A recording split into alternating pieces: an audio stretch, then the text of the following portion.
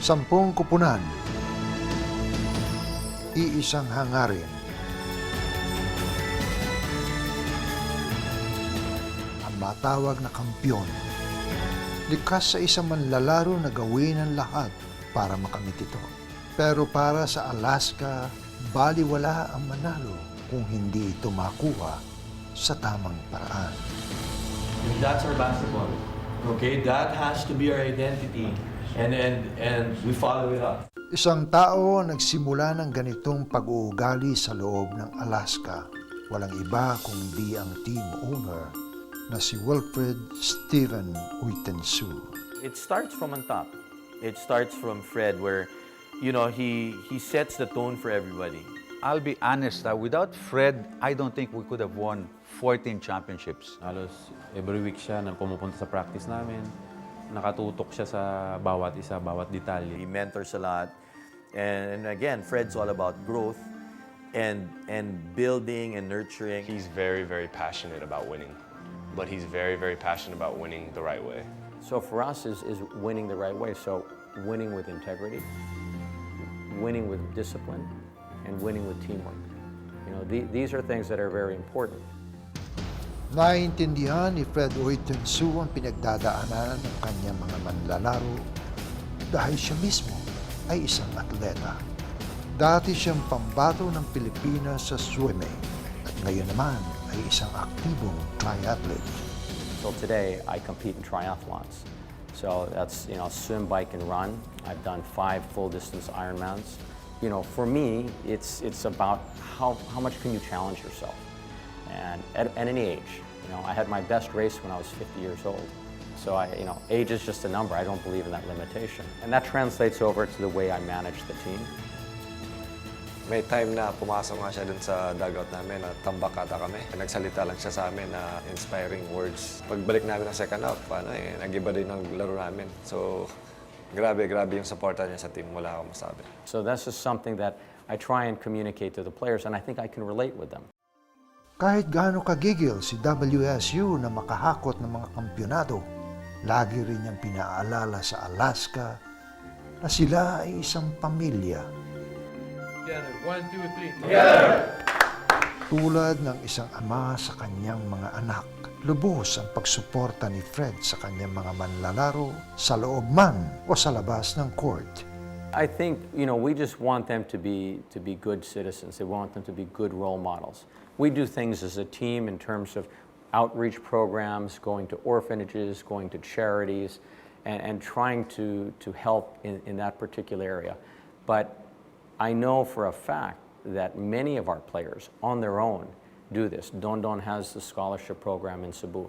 Tony De La Cruz has been very active in philanthropy. And when I heard about these programs, I said, well, let us help support you in this. They're taking money out of their salaries and helping the less fortunate, the underprivileged people. So to me, that's the kind of person, that's the individual that we want to be part of Team Alaska. Pagdating sa court, ang ama ng Alaska Aces ay si Coach Luigi Trillo. Pero para sa kanya, ang tumatayong tatay niya sa loob ng organisasyon ay ang kanyang mismong ama na team governor ng Alaska. Well, we have to be very professional. You know, there's always such a thing as father and son in the corporate world. And, you know, I look at, you know, Fred Jr. and Fred Sr. You know, they run the company well and, you know, they brought Alaska to where it is right now. Sa pagpasok ni Luigi Trillo bilang head coach ng Alaska, agad na intriga ang pagsasama ng mag-ama sa iisang kupunan. It was our former coach, Tim, who took him in. You'll always be tagged as, you know, you're the son of the team manager. And, you know, I had to earn the respect of the players, earn the respect of my co-assistant coaches and everybody I worked with. And it wasn't easy. Kapag nasa trabaho, inisasantabi nila Waki at Luigi ang pagiging mag-ama para sa pagiging profesional. Pero hindi maitatangging lahat ng tagumpay ay mas matamis makuha sa piling ng mga mahal sa buhay. Aside from Fred, you know, my dad, Sir Waki, you know, this one's also for you. having the opportunity to give him this championship and being in the same company is a challenge. So to do it the right way and to earn the respect of people, I hope I make him proud as well. And overall, I just really glad to experience it with him. You know, that we're doing this together. May isa pang taong saksi sa pagiging pamilya ng Alaska mula pa nung umpisa. Sa Alaska, 4 lang kami nag-umpisa. Yung coach, si WSU, Joel Aquino, saka ako. He came on as the referee for our team and helped out and was the head statistician up until last year. Marami ang nagsasabing napakaswerte ni Mang Tom na maging bahagi ng Alaska. Ang hindi nila alam ay mas maswerte ang Alaska na nagkaroon sila ng kagaya ni Mang Tom. Mahal na mahal ko ang Alaska kasi ang trato nila ay hindi nagbabago. Kung ano ang pasunod na binibigay nila sa mga player, ganun din sa mga staff. Sobrang mahal niya yung trabaho niya, mahal niya yung basketball. Kahit na hindi mo pa sasahurin yan, makakapito lang yan, okay sa kanya. And I always tell him that of all the people I've ever met in the PBA, he's the most, I guess, genuine. Isang taong may integridad at isang organisasyong dekalidad. Parang match made in heaven ang samahan nila Mang Tom at ng Alaska. Ngunit tulad ng kasabihang walang permanente sa mundong ito, bago magsimula ang Commissioner's Cup, inanunsyo na ng Alaska ang pagretiro ni Mang Tom. Ayun nga, nalulungkot kami nung nawala na siya sa team. Kahit nung nag-retire siya sa Alaska, nandun pa rin siya nanonood. You know, I'm very fortunate to have seen him be with Alaska and to retire with Alaska. You know, Tom's story is actually quite incredible. You know, how he basically used basketball to put himself, you know, through school, to earn a livelihood. Ang laki na naitulong sa akin yan. Sa pamilya ko. Nakapagpaaral ako ng 4 na anak nang dahil sa Alaska. Nakabili ako ng lupa nang dahil sa Alaska. Ngayon, unti-unti kong pinatatayo yung bahay ko nang dahil sa Alaska. Nung nag-retired ako, ang sabi nung iba, wala kang makukuha dyan, wala kang ganito, ganyan, ganyan. Pero mali sila. Napakabait ni Wilfred Steven Uitingso. Siya lahat ang nagbigay sa akin. Para sa isang haligi ng Alaska na nanilbihan ng 27 taon, nararapat lamang na siya'y bigyang pugay para sa lahat ng kanyang naibahagi sa organisasyon. We thank Tom for his years of service to us. And, you know, I took great pride to see him so proud saying, here I was in the organization towards the middle, but I've been successful, and as a result, my kids will be successful. Si Mang Tom din ang unang non-player na nakatanggap ng retirement ring mula sa Alaska. Nung nagsalita na si Wilfred Steven, may dinukot siya, kinuha niya, binigay niya sa akin. Pagka ako nakita ko sing-sing, may diamond, may gold, may inscribed na Mang Tom, tapos 27 years. Mahirap makaligtaan ang nakasanayan na mula sa mahigit 2 dekadang paninilbihan. Pero ngayon ay kailangan na niyang humarap sa bagong yugto ng kanyang buhay. Masakit sa loob.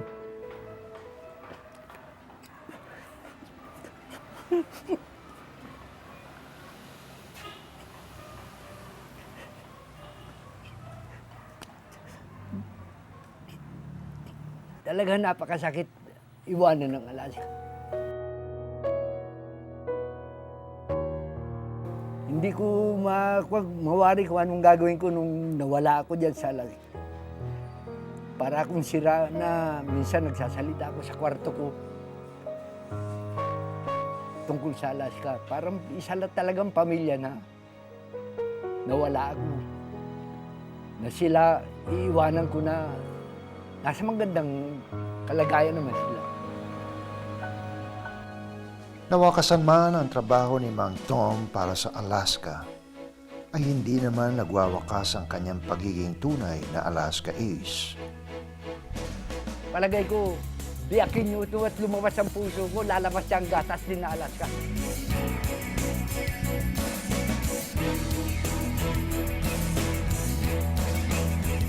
Mammoth crowd, once again, about to witness the start of a best-of-5 series. Sa Commissioner's Cup Finals, muli na nagharap ang crowd favorite na Barangay Ginebra at ang nanunumbalik sa lakas na Alaska. Bunga ng ipinakitang galing ng dalawang kupunan sa semis. Inaasahan ng marami na magiging dikdikan ang labanang ito. Ngunit marami nagulat sa biglang paggulpi ng Alaska sa Barangay Ginebra sa umpisa pa lamang ng serye. Here's JV, saw an opening, he fires a three. Yes, sir! Ginebra needs some points on the board. Dozier erases that. 30 seconds to go in the third. Open look for Calvin Abueva. Pero sa mga sumusunod na kasaysayan ng mga manlalaro ng Alaska, hindi ito nakakabigla. Dahil kung tutuusin, siksik sa winning experience ang mga kawal ng Alaska ngayon. Marami sa mga veterano ng Alaska ay dati nang nagpakita ng galing at winning attitude. Kahit na sa di gaanong nagagamit na players, may winning experience na rin kagaya ni Eddie Laure. Para sa akin, sa ngayon, napagdaanan ko na maging sobrang babad ka, sobra ka sa laro, napagdaanan ko na maging bangko ka. Na kahit papaano ang lahat ng dream ng mga player kasi gusto mo mag-champion. Ang dating MVP sa dating Metropolitan Basketball Association at dating second overall draft pick ng PBA ay naging mahalaga sa pagbubuhos na kanyang experience sa kanyang kupunan. Jack knocked out to 5 and Gabby Espinas connects. Naging epektibo naman, lalo na sa playoffs, ang tikas at tikas ni Gabby Espinas. Once again, Hindi madalas sa mga malalaking liga magkaroon ng isang rookie MVP. Ang achievement na ito ay nagawa ni Gabby nung naglalaro pa siya sa NCAA. Ngunit pagdating niya sa PBA, hindi ganong kabukod-tangi ang kanyang buhay bilang player. Yun nga, no? Walang playing time kasi andun si Danny Sigel, sila yung mga kapwestuhan ko. Pero ano lang, iniisip ko lang kasi nung time na yun, pamilyado na ako. Hindi ako nag-isip ng, ng negative, puro positive lang. Pagdating naman sa tatag sa ilalim, nandun si Sonny Tos, isang Alaska A sa kabuuan ng kanyang paglalaro sa PBA. and Sonny scores. Lumaki sa ibang bansa, nanalo siya ng ilang parangal at kampyonado para sa Alaska, kung saan umusbong siya bilang isa sa pinakamagaling na sentro sa pambansang liga. I was born in Goroka, Papua New Guinea. I lived there till end of high school. Basketball came late towards the end of my high school days. I started 2003 in PBL for 1 year, and then in the following year I joined the PBA draft. Dito rin sa Alaska niya nakita ang pundasyon sa buhay na naipamahagi sa kanya nung lumalaki pa lang siya. I'd say my dad was a big influence in my life. He'd always tell me to do things the right way, similar to what Oitengsu does here. And I felt like, this is similar to what I grew up with. Sa kabuuan, maging role player man o main man, lahat ng nasa Alaska ay nakakakita ng halaga ng pagtulong sa kani-kanilang paraan. Dahil dito, sama-sama silang magwawagi. Alaska, it's a different culture. It's about team. And so you have to really accept what your role is. These younger guys are the next generation of this team, and if we're going to win a championship, and if my role, I got to extend myself and go beyond what's expected. And the Alaska Aces dominate game number 1. Nanaig ang Alaska sa unang dalawang laro ng serye. 104-90 is your final score. The Alaska Aces taking a commanding 2-0 lead in this race. Crazy lines greeted the opponent. At sa ikatlong paghaharap nila ng Barangay Ginebra, Inasahang ilalabas na ng barangay ang never say die spirit nito. Ellis passes to Paracael from the corner. You cannot not have a good start. At ipinakita pa nga ng Ginebra na hindi pa sila basta-bastang susuko. And Helterbrand scores off the glass. Helterbrand over to Taha, over to Macklin. And nobody put up. Ngunit sa huling quarter ng laro, biglang sumipa na ang mga Alas bunga ng ilang magagandang plays para tuluyan ng umalagwa ang Alaska. Casio for three. Oh, got the three plus a foul. From where you were to what you've become, it doesn't matter where you started, it's how you've ended. This moment belongs to the Alaska Aces. And the Alaska Aces are the champions for the 2013 PBA Commissioner's Cup.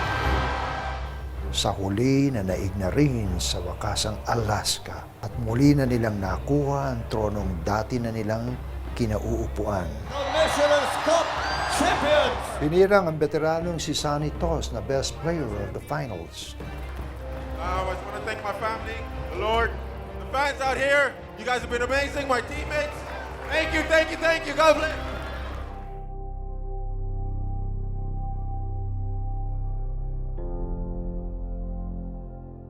Matapos ang Team Cone era, naitala na rin ng Alaska ang kanilang ika-14 na titulo sa PBA. Isang patunay na hindi nakabaon ng pagwawagi sa iilang tao lamang kung hindi sa tamang paghalo ng iba't ibang personalidad. Mula sa taas hanggang baba, na sama-samang naniniwala, nagsisikap at nagsasakripisyo patungo sa isang marangal na hangarin. The 13th we dedicated to my father because he passed away that year in 2010. This 2013 championship, number 14, I wanted to dedicate it to Waki and to Luigi because there's never really been a father-son tandem. And I thought that was very important. And I said, because that's all right, because 15, 16, 17, those are mine. Ito ang winning formula ng Alaska. Isang winning formula na subok na ng panahon at inaasahang magpapatuloy pa sa mga susunod na henerasyon.